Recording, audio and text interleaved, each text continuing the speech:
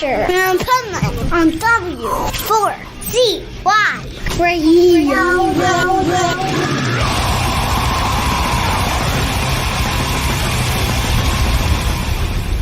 Wake up, America! It's time for the Adventures of Pipeman on W4CY.com, West Palm Beach's #1 internet radio station. Here's your host, the Pipeman. She's gonna take you and keep you, build you up to break through, forsake you.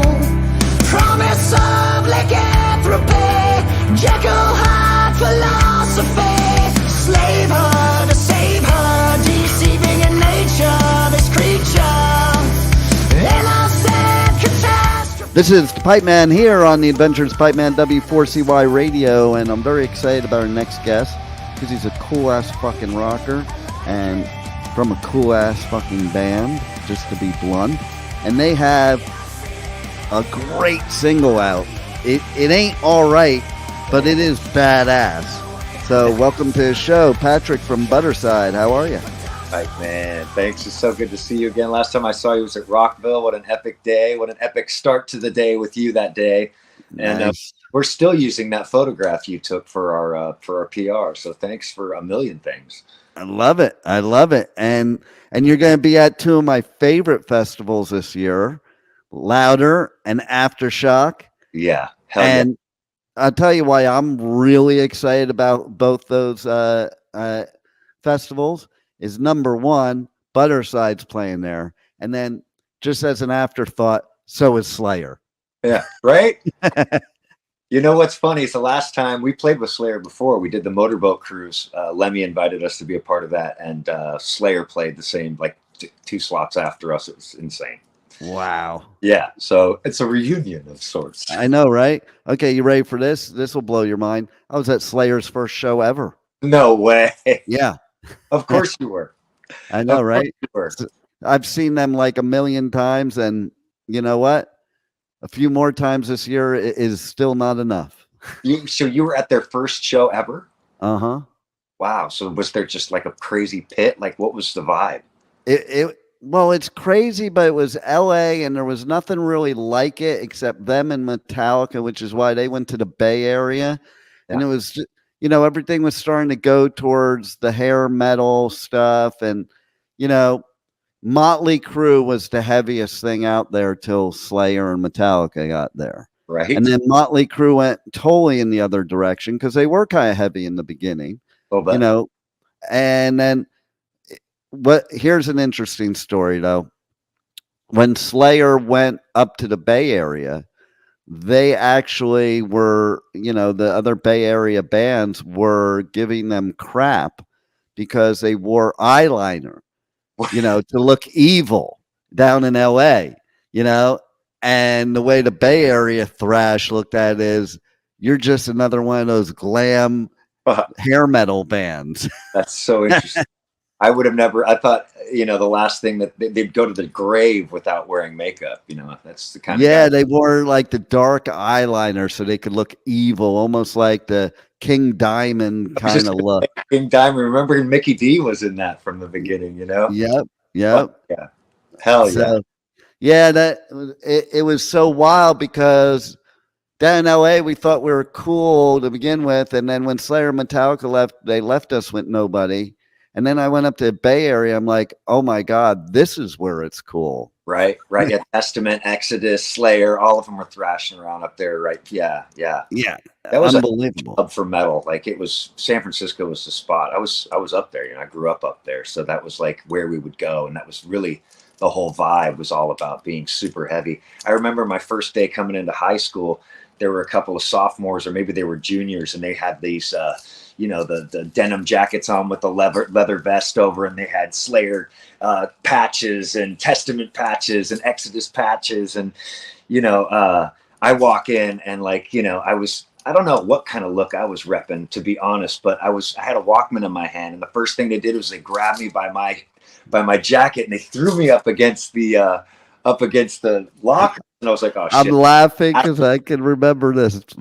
Even though I wasn't there, I've seen it a million times. But they wanted to accuse me of being a poser, and then they opened up my my Walkman, and Ride the Lightning was in there, and they were like, all right, okay. That's how it was too. I have my vest just in the other room too, that like I could never wear today, but there wasn't even, when I had my vest, there wasn't even a Slayer back patch yet. So I just took like felt lettering and put Slayer, and I had a big Metallica Jump in the Fire back patch, and I had drawings. I have drawings all over it that I drew of all these bands that With, didn't like, have patches. Stuff. Well, with pen, with magic marker, Yeah. like some of it artistic, some of it not so much, you know, and like in bands like Dark Angel, Possessed, Exodus, like I just drew their stuff on my vest. And then I had one thing on one pocket, it said "Posers will die." So to your point, I remember too going to shows in LA, and if somebody wore a Motley Crue shirt to the show, to a Slayer show, they would get the shirt ripped off their back. It would get thrown up to Tom, and he would burn it on stage. Right. Yeah. The genres were very separated. You know, it was such a bullshit, to be honest. Like, I just saw this thing on YouTube. Sebastian Bach was getting interviewed back in the day, and they compared him to Poison, and he got so pissed he threw the mic at the guy and left the interview. You know, it's like, God. And now it's like we're so happily lumped into one big thing, especially with these festivals like Danny Wimmer's festivals. You know, Motley Crue, Korn, Slayer. It's like we're all one big happy family finally. That's why it feels like rock is like definitely on its biggest wave ever coming in. Yeah, and thank God for people like Danny Wimmer for that, because that gatekeeper shit was bullshit, to be honest. I lived it. I hated it. Yeah. You know, it was stupid. And like, I liked punk too. I couldn't go to a punk show because I was a long hair. So if you were a long hair and you went to a punk show, you got your ass beat, and vice versa. Right. And it was like, we were both getting our ass beat by the jocks at school. Band together, idiots. Yeah. Yeah. That was kind of the coolest thing about Lem, right? Lem had long hair, but he was punk rock, you know? Exactly. And then he's dating Wendy O. Williams. So that brought it all together, you know? Yeah, right. God, why don't they do that? Like, we need some more. Well, I guess we do kind of have it, right? Even the Maniskin chick, she's wearing like bikinis out on stage. Just like, I don't know. That whole rock and roll attitude is just my favorite thing in existence. You know, it's what makes everything move, you know? No doubt. And that's what it is. It's an attitude. It's a family. You know, you go to a festival like the Danny Wimmer festivals, and man, we're just one big family. There are no outsiders. We're all inside outsiders, you know, type. And it's just, it doesn't matter. Like, I love that about today. And I love that about music today, because a band or an artist like you can go out there and make whatever music you like, instead of being told what to make, or, you know, having people say, "Oh, you're selling out." Like, and I did it too. Like, listen, Metallica's Black Album, it was at their first show too, and I was like, what a bunch of sellouts. But I came back to it, but it's that stupid attitude. Like, wouldn't that be a better thing, that your favorite artist could make it so they could keep playing, and so that you could keep enjoying it, and so that we could all be one big family with some great music? Yeah, I'd be very happy with that level of success. Right? Exactly. You know, and actually, you know what I mean? They haven't sold out. They're actually, you know, they're still out there crushing it. Oh, it's unbelievable. Unbelievable.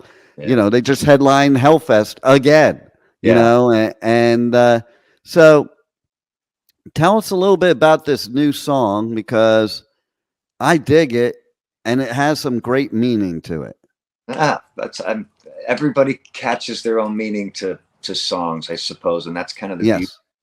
And usually I have a serious, like, there's usually something that I'm really heavily emotionally connected to in order to create lyrics.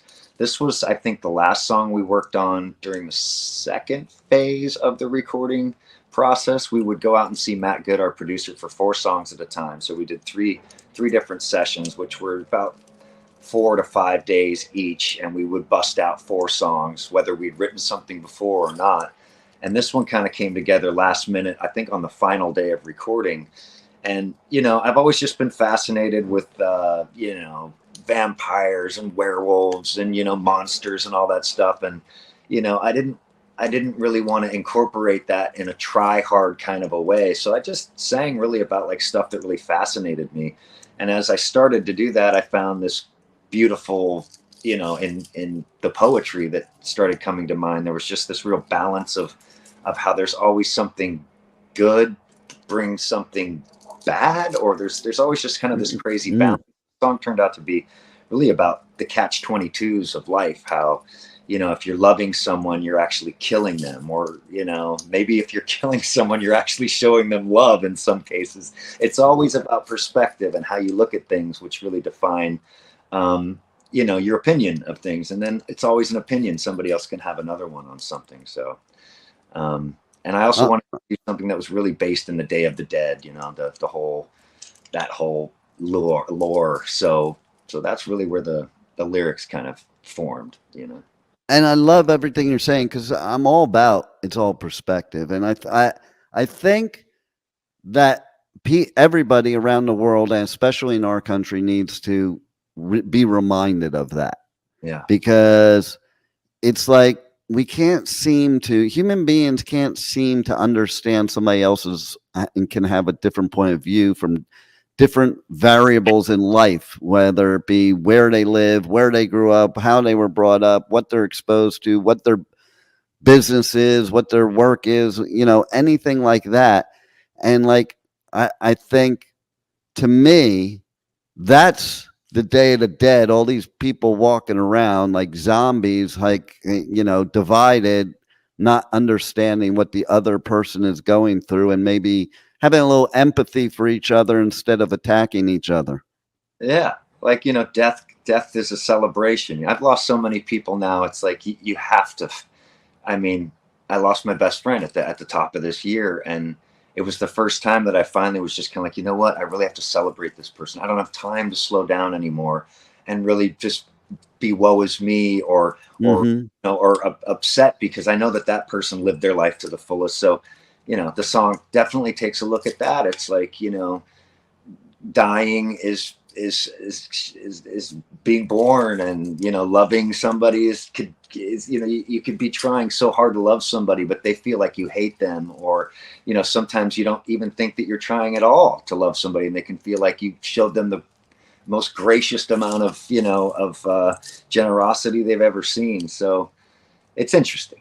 It's interesting what you just brought up too, because my best bro of life, who was like a brother to me since 13 years old, his parents were like parents to me, and my dad was like parent to him, and he ran away from home, lived with me, and we went to millions of shows together. I was at Louder Than Life last year, and I got a phone call after the first night, and he passed in September. So, and then tomorrow, being the 4th of July, his brother, who's like a little brother to me, built this tiki bar in his name at his house, and is having like, a launch of it tomorrow. So tomorrow morning, I'm hopping on a plane to LA just to go for that, and in honor of my fallen brother. So nice. It's interesting that you brought it up in the timing there. Yeah. Well, hit me up while you're here, man. I'd love to hang. Yeah. I'll be in Pacific Palisades. I'll only be there for like a day this time, but I always go back. So I might be back in mid-July too. Cool. So we'll see what happens. But, and then speaking of mid-July, well, almost now we're a week away, July 10th, you got that thing behind me dropping. White Flame. Yeah. Yes. Yeah. We've never been so excited. Like the last, again, like I said, we did it kind of in pieces. So the last 4 songs just got done last month. And then we had this deal pop up with a label in Japan who kind of forced this deadline, which is always the best way to kind of creative. You get a diamond out of the coal, you just got to keep pressing it as hard as you can. So the last 4 songs, these ones that nobody's heard yet, I think are our best yet. So nice. It's going to be interesting to let them all out at the same time. It's just we couldn't be more proud or excited about something, and it's really cool to see guys like you and our other friends jumping on board with that. Well, I love it, and why don't you tell everybody how they can connect to you guys on socials, on the web, how they can check out Ain't All Right, and they can get the new album, White Flame, and check out all your tour dates and buy your merch and all that good stuff. Well, the beauty about having the craziest name in the business is if you spell it right, like it's spelled right. Oop, wrong way. Right there. Right? If you spell it that way, you can only find us because nobody else is crazy enough to call themselves that. So Budderside. All of our socials, our website, our Spotify, everything, every social platform, every platform. If you search for us, you will find us if you spell it right. And they should. Yeah. Spell it how it sounds. So anything else that we want to tell the listeners about that we haven't covered yet? We have a tour coming up with the 69 Eyes in October to Mexico. Nice. There's Louder Than Life, Aftershock, and then there's probably a tour to Japan coming up soon, thanks to the Avalon Marquee label that we're doing some stuff with now. So a lot of stuff happening. We have a listening party if you're in Los Angeles next week on the 10th. The Bourbon Room will be there with Budderside doing some acoustic stuff, and then a listening party with some of our friends from the Hollywood Vampires and Vixen and all types of crazy characters will be there. So drop on by if you're around. Very cool. I love it. Well, I love your new music. I love all your music, and can't wait to see you at the very least at Aftershock and Louder Than Life, and then hopefully before. And thanks for being on the Adventures of Pipeman. Pipeman, thank you so much. One question for you. How did you get the name Pipeman? So funny. I always get that question. It's great. It's great that a lot of artists and bands ask that question, considering the most hated question is, how'd you get your band name? Right. And, thank you for not asking that of me, and then I didn't return the favor. I know, right? And then, so my last name is Piper, so it was like an old nickname from when I was younger that got revised, like risen back up for the radio. And it is great because really every artist wonders where that comes from, and they all are wrong if they guess. Yeah, I had some pretty weird guesses. Right? And especially the California people, they right. always think it has to do with smoking the pipe. In right. fact, I had one band write a song during the interview about the pipe man and hitting the pipe and all that. I thought maybe what the ladies called you. Well, it is funny. They do now. And, you know, I was just talking about this with somebody. And you know how this goes, too. So when I go out and I do these festivals, it's like all the women, they want to meet Pipe Man. But if I introduce Dean to them, they don't want Dean. They want Pipe Man. They want the radio personality, the podcaster, and that name and all that. And, you know, you understand it's the same, you know, for you. It's like you never really know if these women want you because you're a musician or if because of you. It's the same thing. So it is pretty funny. And even my kids now will call me Pipe Man sometimes. It's pretty funny. Well, they used to call me Stone Man in school. And then I actually, the first bass player of Budderside, his name, we shared the same last name, no relation, but he ended up taking the name Stone Man. So that fell by the side. But I would probably be the Stone Man if it wasn't. Now, see, we could put the similar meaning to it as Pipe Man right there. Maybe the Pipe Man and Stone Man go together. Yeah. The comic book for sure. Like the new Wolverine and the Deadpool. Right? I know that one's weird to me. And I love, okay, so I'm one of those freaks that I love all Marvel and DC. Yeah. Okay. Yeah. But I don't know. It's weird playing Deadpool and him together. I'm like because Deadpool is never serious. And he's always serious. So right. It's like, it's so weird, but I do want to see the movie anyway. Yeah. Gonna do it. There it is. All right. Well, you rock. Your music rocks. Thanks, bro. And we'll see you again on the Adventures of Pipeman. Thank you. Thank you for listening to the Adventures of Pipeman. on W4CY Radio.